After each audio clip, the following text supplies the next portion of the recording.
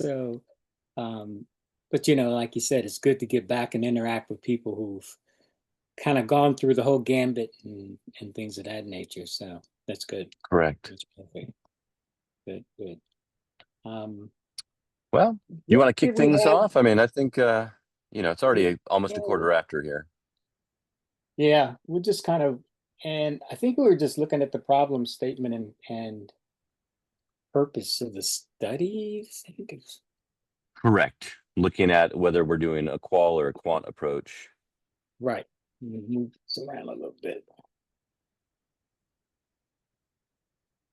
I mean, mine's going to probably be a little bit of a mixed method because I think what Hmm. we have to do is I'm going to have to get some qualitative data as Hmm. well as quantitative data because for looking at and trying to work this through from the change in behavior, I've got to get some consistent numbers and start early because I think that's something that's going to have to that's going to afford me an opportunity to accumulate that data because I need to find out how the behavioral change has impacted them 6 months, maybe year or year and a half down the road. Are they still consistently staying with the literacy program, financial literacy program, or what have they just have they just let it slide by the wayside and stopped at that point? Herman, remind me Um, again who your target population is, or it's who going you're recruiting.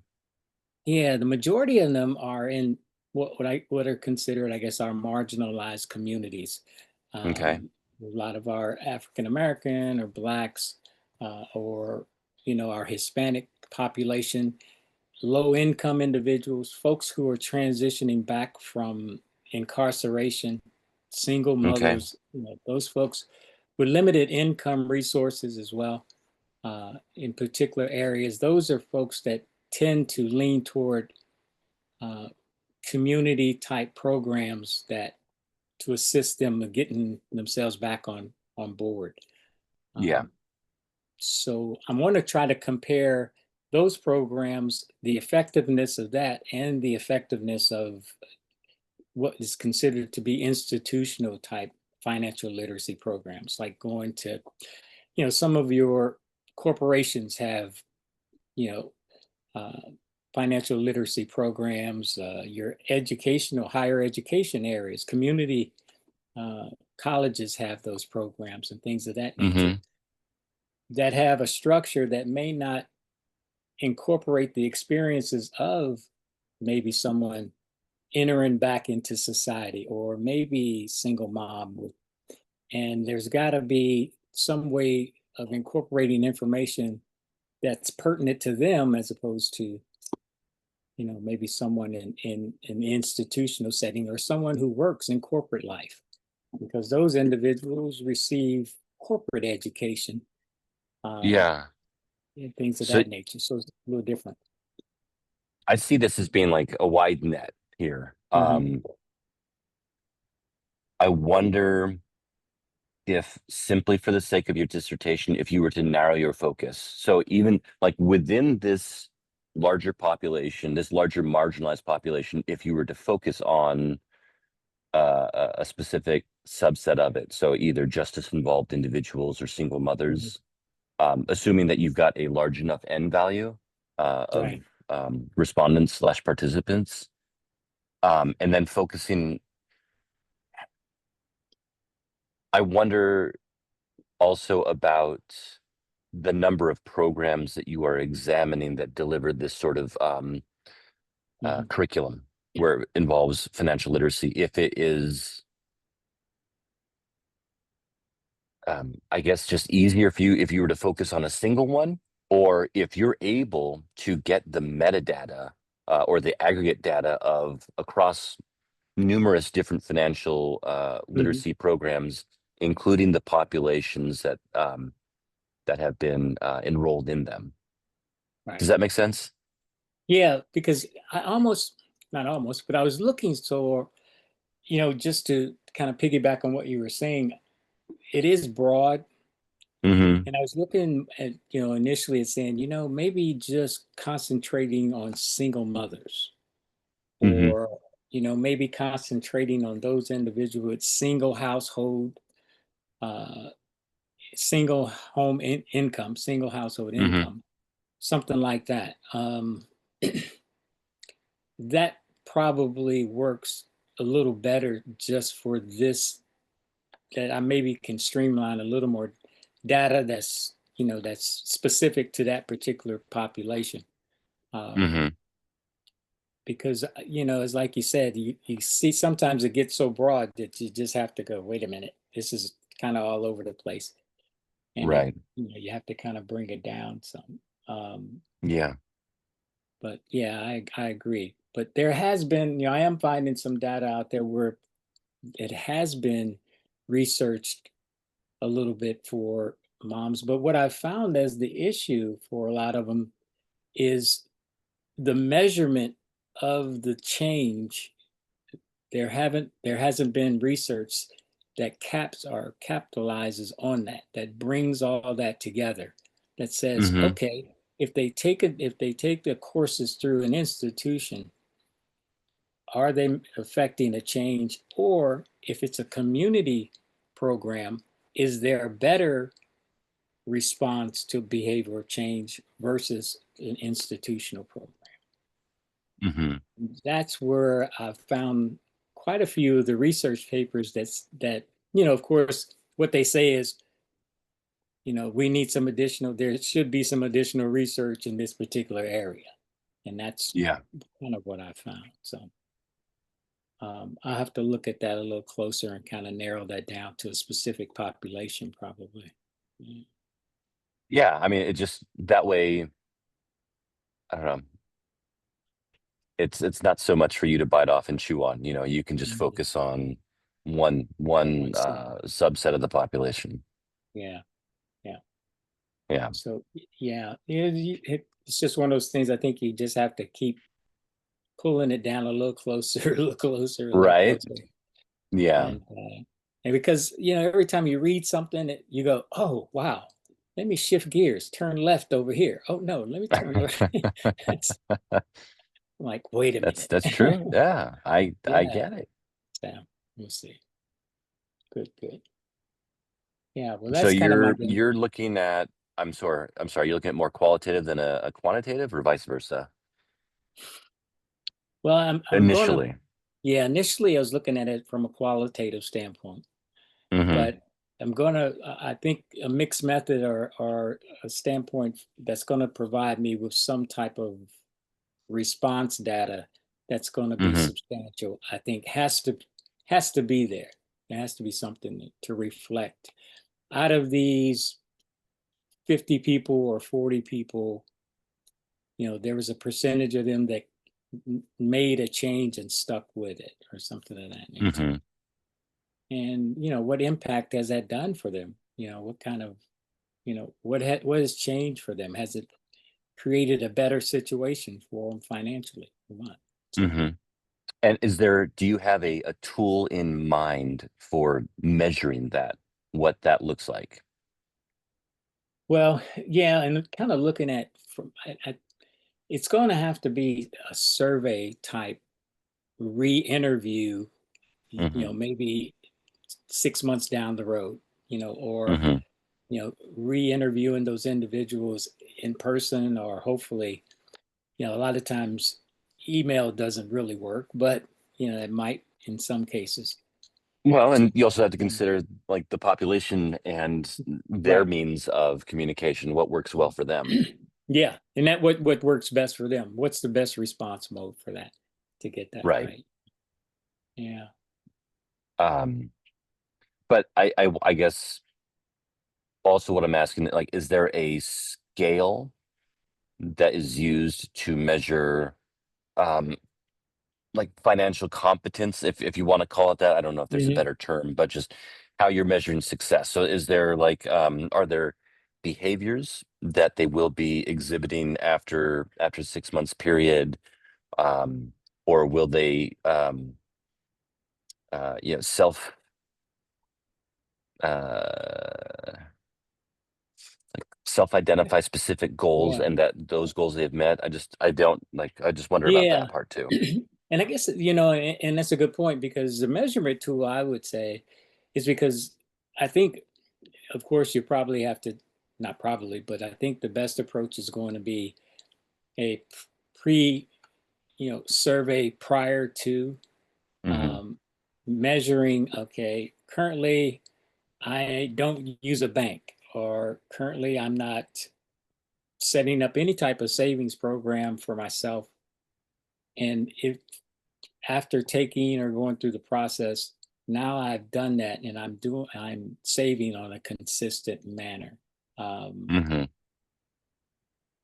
that may be, just kind of, that's a little more simplistic, but just maybe as an example, that's kind of one of the measuring tools. The other is, has my financial situation changed from when I started to 6 months now?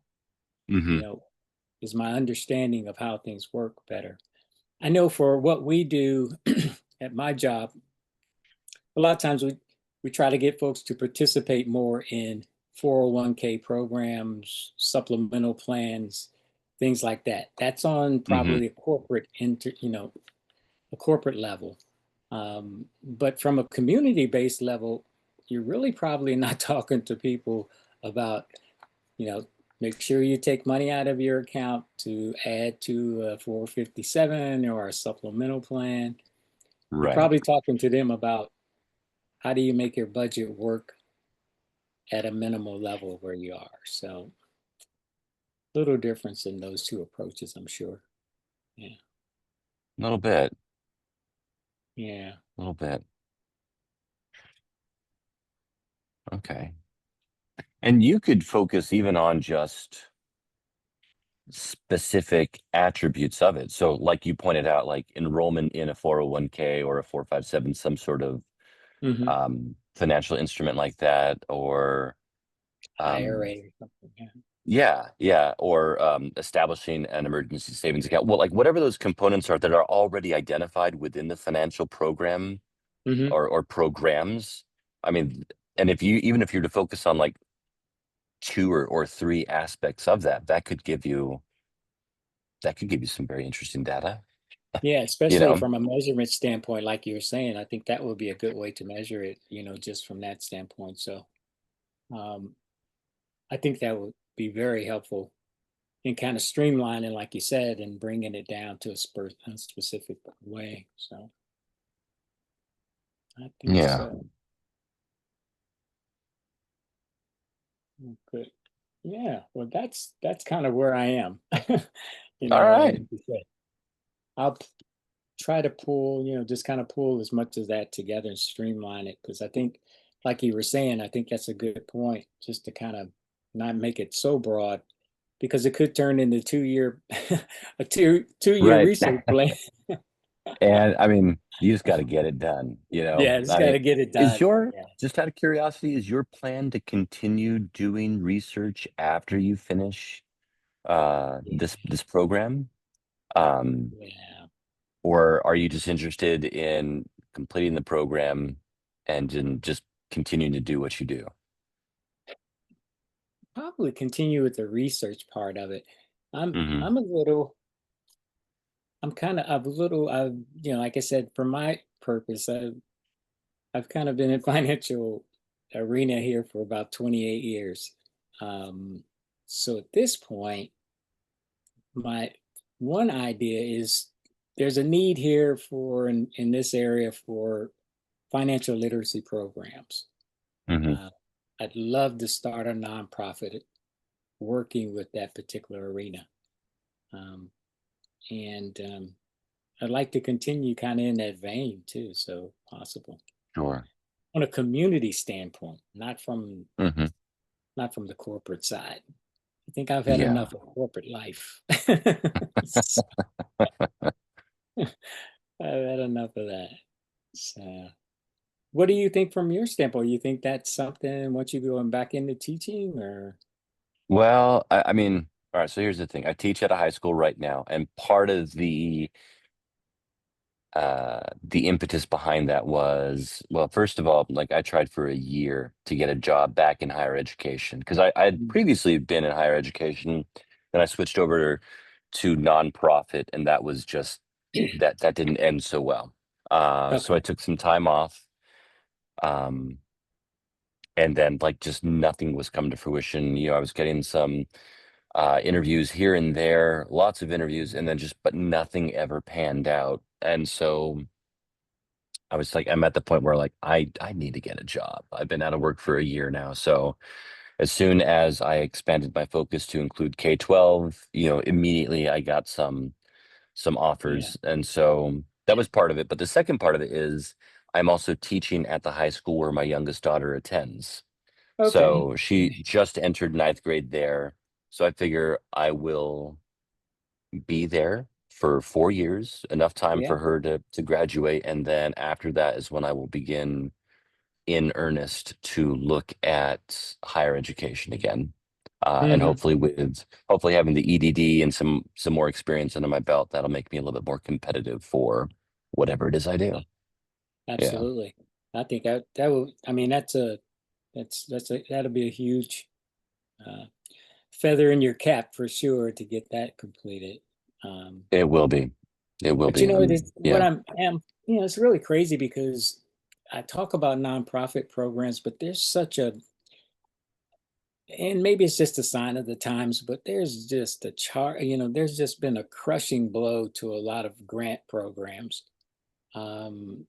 Funding's being pulled tightly from a lot of these programs, and they're Hmm. having to tighten their belt. And maybe in a couple of years, some of this will ease its way out. But um, right now, it just seems to be a scary times. I'm kind of glad It I is. have a salary. I'm kind of glad I'm working with a salary at this Yeah. point. There's a lot of uncertainty. I mean, even the nonprofit I was at, it was a Latino oriented organization, serving the Mhm. needs of the Latino community, which Right. subsisted entirely on grants and donations. But something like that right now that is explicitly um, minority oriented, Right. those are all in a position of vulnerability. Yeah. It's a real So struggle right now. So it we really is. we have to see. Um, my son's bilingual, so he does a lot of work in the Harrisonburg, Virginia community in terms of English to or Spanish to English, Hmm. teaching folks stuff like in programs. But that's pretty much at his own pace. There's Yeah, no income from that. there's there's no income. So let's see. but it's a critical service, a It is. critical, you It's know, it's much needed. It really it is. is. So I tell you, Yeah. that's it. Well, good. That's me. Yeah. All right. Well, so let me go back over to, all right. So the purpose of the study. So I'm actually going to meet with Dr. Kyung tomorrow. And maybe she can help me kind of boil this down a little bit more, but I'm looking at more of a qualitative study. And Okay. actually I'm putting a link in the chat there, and that sort of sums up like what I was presenting about. So in short, it was my proposal for the AAA's conference was, excuse me, looking at the community college adjunct faculty community and determining, whether there were uh, a difference in needs or supports, um, a difference in needs in terms of adjunct faculty feeling connected and supported by their institutions Mm. contingent upon their uh, career position. So looking at early, mid, and late career adjunct faculty members, and there is, Mm. and I think that is um, both it sums up the beauty and the difficulty of doing research with adjunct faculty because it is so incredibly diverse. Really, Yeah. really It's diverse. good. Um, I'm looking at it on my other screen. That's why I'm over here going, oh, oh no, no okay. worries, no worries. Yeah. Um, But yeah. so my idea, I'm yeah, like I said, I'm leaning much more towards a qualitative standpoint. But I think in the research that I was doing leading up to the presentation, what I am finding is that there have already been like a set of identified elements that really that support the role of adjunct faculty at institutions, both 2-year and 4-year. And that's what you can see right there in the middle. But then there's also a lot of elements that diminish adjunct faculty's sense of community, adjunct faculty's sense of preparedness for their role. Uh, so um, while I did find that there's some differences across age or career status, what I think came through a little bit more was the fact that most of them are being sort of imposed by the institution or the administration. And I think with the exception of one article that I found, maybe two, that Right. the supports are being driven by the institution, not by the adjunct faculty. And so that is kind of what I want my study to be, is how to position adjunct faculty to drive the changes that will support them on campus. And really the crux or the thrust of that is using McCluskey's theory of margins.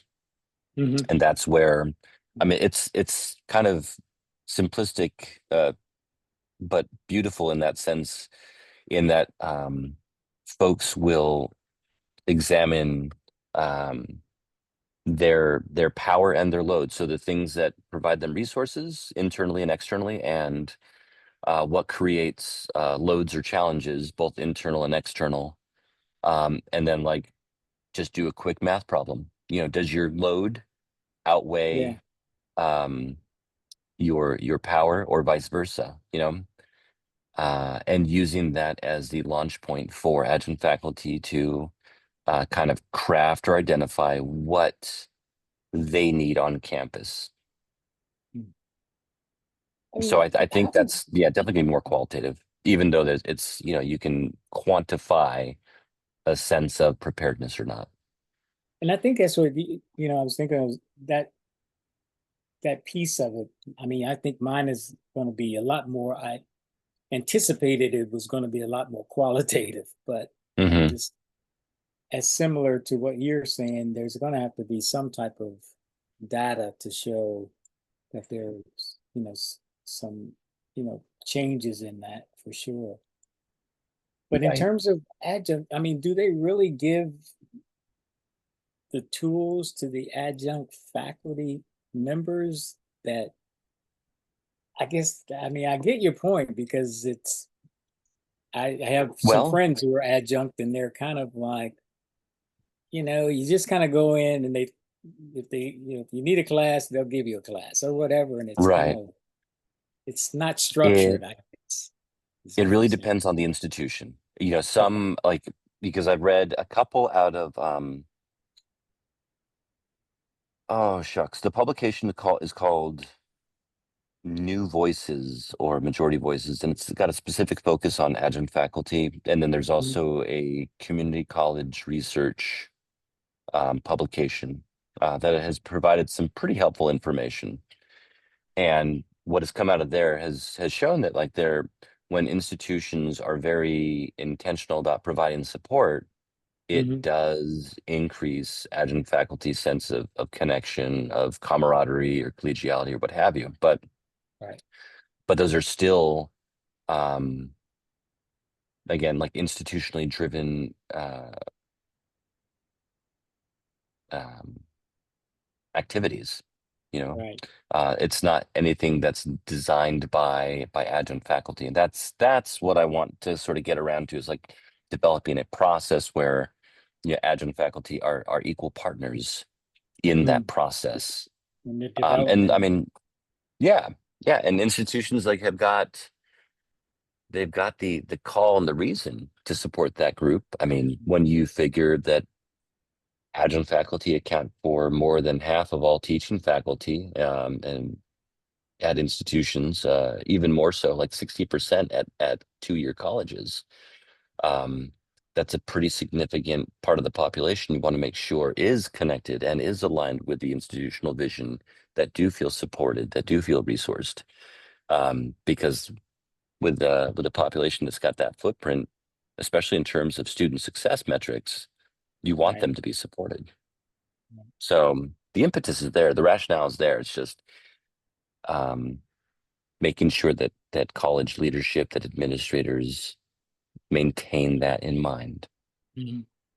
And I wish it'd be great if you could recall some administrators who possibly have taken that adjunct route, and say, and so That that came they, up in research too. right, right. It did. Like, so there was actually this great couple of great papers I read.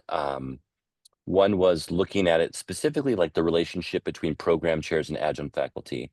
Uh, Um, and then the other one was more of a focus on a specific cohort-based initiative where it was essentially establishing a community of practice on campus to learn new skills and then to share those skills with other members of the academic community. yeah. Um, folks, program chairs and deans and chief academic officers, anyone who had previously served as an adjunct Mhm. faculty were more inclined um, to be sensitive to or mindful of the needs of adjunct faculty and be just, Right. be sensitive to that. Yeah. Yeah. I mean, and I don't know. It just seems to be, if you could find more of those, and that may be why some of the places or some of the institutions are more susceptible to that, Hmm. because maybe that leadership has had that same route. We have a community college here called Bright Point, or they changed the name, but it's Bright Point Community College. And I was at a kind of a benefit fair for those guys and talking with some of the folks there. Quite a few Hmm. adjunct, I mean, Oh yeah. tremendous amount of I mean, I was like, there weren't a lot that were not adjunct. So Hmm. um, they had the same thoughts that you're working with. It was kind of like, they didn't really have a whole lot of structure or a whole lot of support coming from the administration. So I Yeah. don't know. I have to see. Yeah. Good. So Good to stuff. tie it all back to today's, Zoom session, I am thinking it's going to be more qualitative. I don't know if I'm going to proceed phenomenologically or if it's going to, I don't know that it's really in grounded theory either, but I know that I want theory of margin to be that framework. Right. And in terms of the methodology, I'm definitely going to be using surveys Yes. um, with follow-up interviews. So yeah, I'll just have to what Yeah. like what remind me again how you understand the intention. Is this course really just supposed to be our chapter? What is it? Chapter not chapter one, Yeah. chapter two? It's like chapter one. I Okay. think at the end of this, you should be completely at the end of your first chapter. Um, Hmm. And then chapter two is the it's, lit review, right? yeah, the lit reviews chapter two. So pretty much this should incorporate, I guess, your introduction and your most of your structure in terms of your problem statement, your Hmm. purpose of the study, and those things of that nature. Um, Yeah.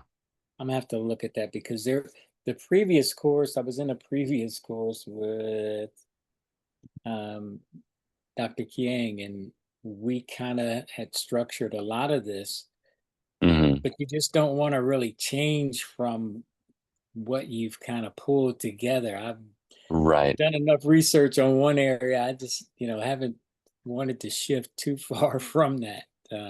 Fair. Yeah, fair enough. That I Yeah, get. That I get. I just think if specific chapters were tied to specific courses, that could also be a meaningful way to structure this program we're in. right, right. That's true. That is true. So we'll Yeah. definitely have to see from uh, the culmination of all that we've kind of gone through. I know you and I and probably some of the other folks have kind of you know, kind of gone through this week by week, chapter by chapter to build it. So, Yeah. Um, yeah. Herman, when do you think that you're going to be defending? I'm probably gonna, because I really, with my workload, I've only been taking like two courses, you know, a semester, and then Yeah. two through the summer. So I'm gonna my I'll have to do the probably next year because I'm scheduled to defend next year. No, Oh, wow. 2027. 2027. If I get through the exams, get through those Hmm. get through that exam process and then get an opportunity to do it. This is kind of my second year almost of the doctoral piece. Yeah.